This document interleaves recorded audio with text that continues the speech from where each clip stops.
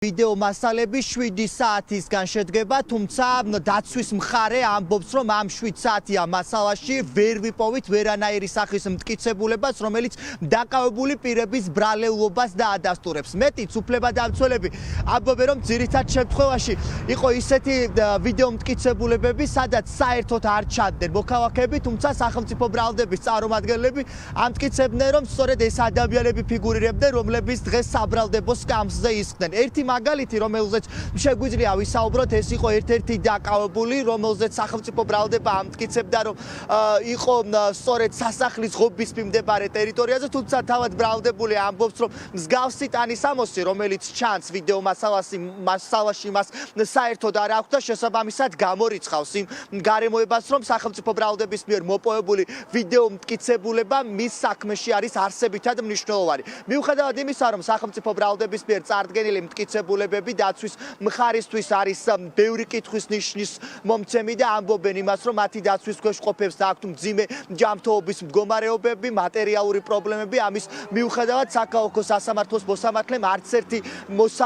ადვოკატის შუამდგომლობა არ დააკმაყოფილა და ყველაფერი, რომლებიც დღეს საბრალდებო სკამზე ისხდნენ, ისევ პატიმრობაში დატოვა. პოლიტიკური მართლმსაჯულების მორიგი სერია ვიხილეთ დღეს. პროკურატურამ გამოიკვლია 7 საათიანი ვიდეო ჩანაწერი და ამ მასალაში ჩემი დაცვის ქვეშ ყოფი ალექსანდრე ხაბეიშვილი საერთოდ არ ჩანს და ასევე ხაზგასმით მინდა ვთქვა,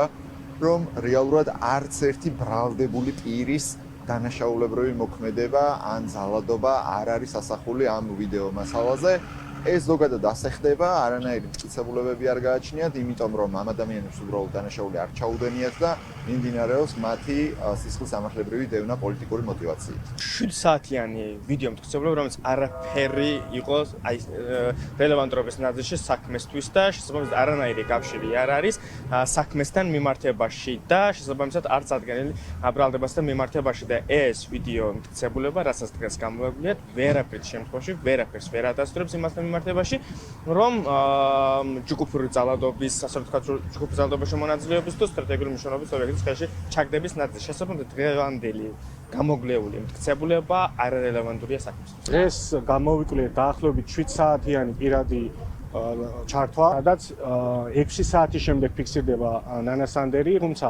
აღნიშნული ვიდეო ჩანაწერით, რომ სადაც ერთხელ ჩანს ნანასანდერი, მტკიცდება ის, რომ არანაირი ორგანიზება ნანასანდერს კონკრეტულ ძალადობრივ ქმედებებში არ მიუღია და მონაწილეობა არ მიუღია. ორგანიზებას ედავებიან, თუმცა არანაირი დამადასტურებელი მტკიცებულება, რომ მან მოახდინა კონკრეტული ჯგუფის ორგანიზება ან განსაზღვრული ჰქონდა, რომ აღნიშნულ ორგანიზებას მოყვებოდა ძალადობრივი ქმედებები, არც ერთი მტკიცებულება არ არსებობს საქმეში ამასთან დაკავშირებით. 4 ოქტომბრის საქმეზე სახელმწიფო ბრალდებას 60-ზე მეტი პირი ყავს დაკავებული, მათი საქმეები 5 ნაწილად არის გაყოფილი, ხვალ კიდევ 14 პირის სასამართლო პროცესი განიხილება საქალაქო სასამართლოში, ხვალიდელ ეტაპზე უკვე ისევ მტკიცებულებების გამოკვლევის ეტაპი იქნება და არ არის გამორიცხული, რომ უფლებადამცველებმა შუამდგომლობები დააყენონ, რადგან დაკავებული პირების ჯანმრთელობის მდგომარეობა იმდენად მძიმეა, რომ მათი ყოფნა პენიტენციურ დაწესებულებაში საშიშია.